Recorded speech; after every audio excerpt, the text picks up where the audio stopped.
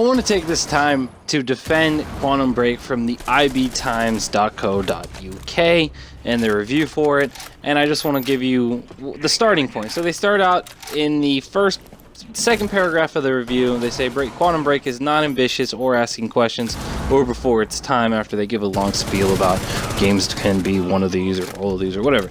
Anyways, so I wanted to first talk about how they continue to bash the concept for the TV show, and they also mention that it's conceptual. Quantum Break's conceptual leap is to simply take all of the things and package them together when they talked about TV and shooter games, third-person shooter game, lame science fiction shows, a bunch of other shit.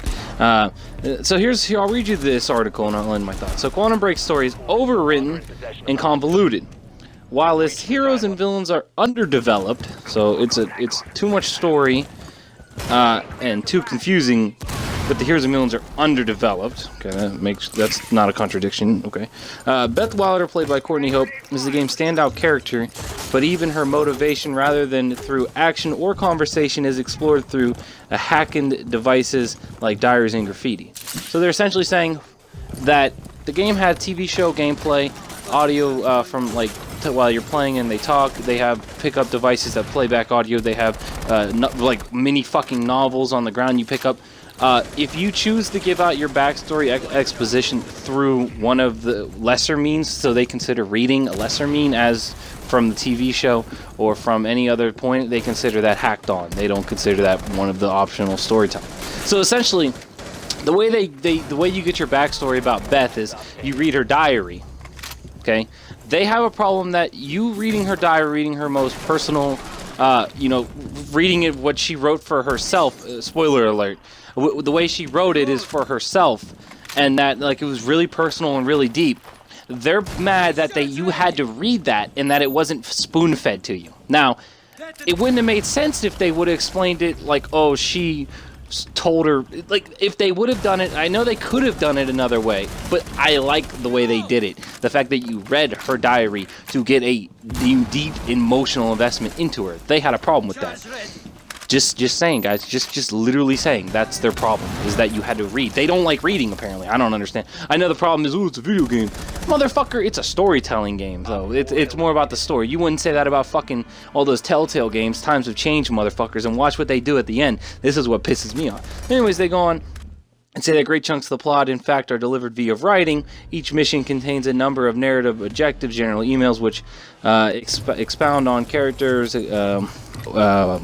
organizations, and other aspects of Quantum Break, the distended fictional universe, a full-length video game, a multi-part drama series, and dozens of written pages are not enough to contain the script. The arbitrary world building and sheer quantity of writing, again, do not equal ambition.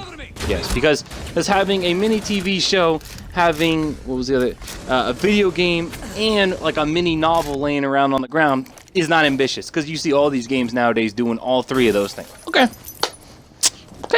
This is my problem with, I think, Kotaku, is they're like, oh, video games, every video game, the concept of time manipulation in video games is a hacked, or is like a played out thing, is like, oh, so bourgeois, oh, everybody does that, everybody has time mechanics. Like, I don't know about you, but Battlefield doesn't have that. Call of Duty, I know. See, the thing is, you're gonna go, oh, and you only play like multiplayer games. Well, I guess, but then again, I know you're a reviewer and all, but you're also writing the reviews for the gamer.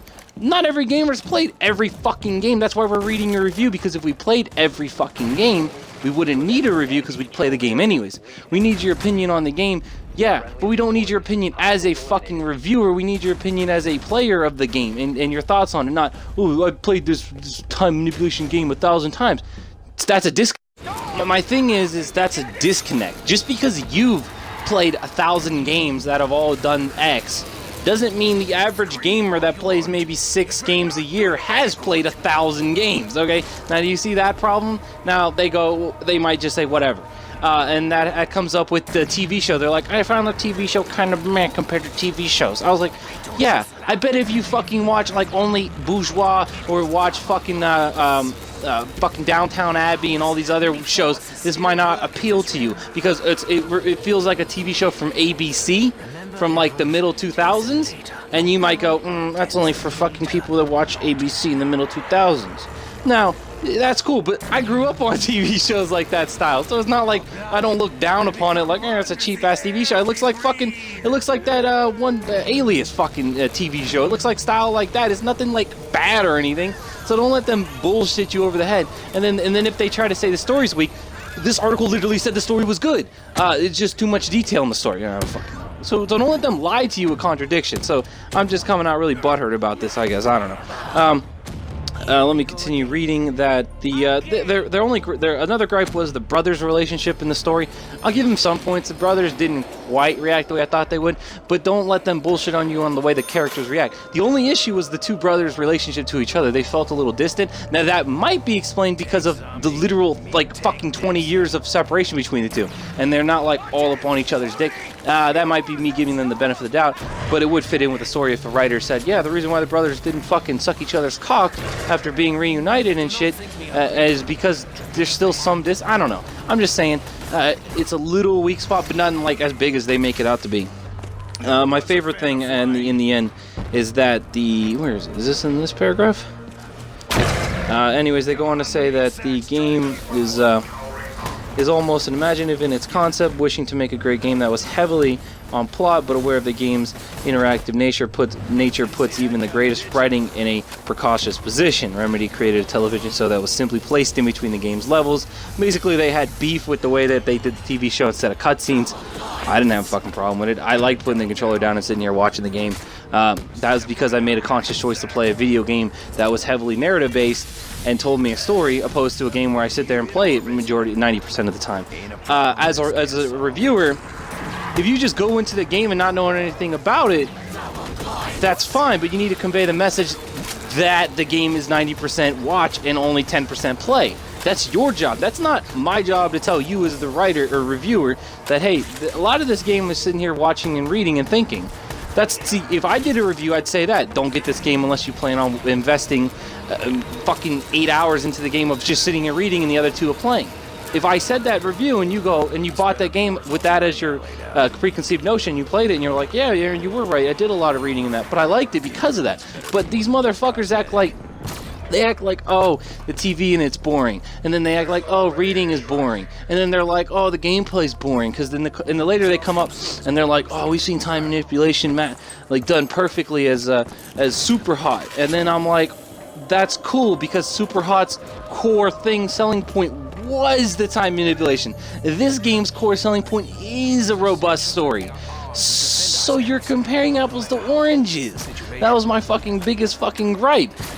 Is how they were like they kept moving the goalposts. They're like, well, yeah, compare it to a TV show. Oh yeah, compare it to a novel. Oh yeah, compare it to Super Hot. Oh yeah, compare it to this. Oh yeah, like these dudes. My other metaphor was like these dudes is like they watch so many pornos in their lifetime. They're like, and they watch like a new porno comes out. They're like, yeah, but that porno isn't as good as that porno, and I've seen better story in this porno, and that porno had a better butt sex scene. So it's I give the porno a 5 out of porn, or a 5 butt fucks out of 10. Like come on, man. Like come on. They sound a little pretentious. Alright, so now on to the gameplay real quick, because this is one of my gripes just from the article. They say that the gameplay and the gunfights feel cluttered and graceless. Now, I disagree. I felt that the gunfights and everything felt graceful, but that's the key, is this is projection. They literally suck at video games, and I can tell this because they took the time to read all the novels, but they clearly had no grace in the gameplay, because I was telling Hero, you can check my live stream as proof, because I played the fucking game live and I can prove it to you with facts. When I was playing it, I said the combat, I was like, combat's alright, without the time mechanics it just sucks, but with time mechanics it feels fluent as fuck. If you can chain together all of your abilities, that's grace. That's chaining it together. It makes you feel like a badass. It makes you feel amazing.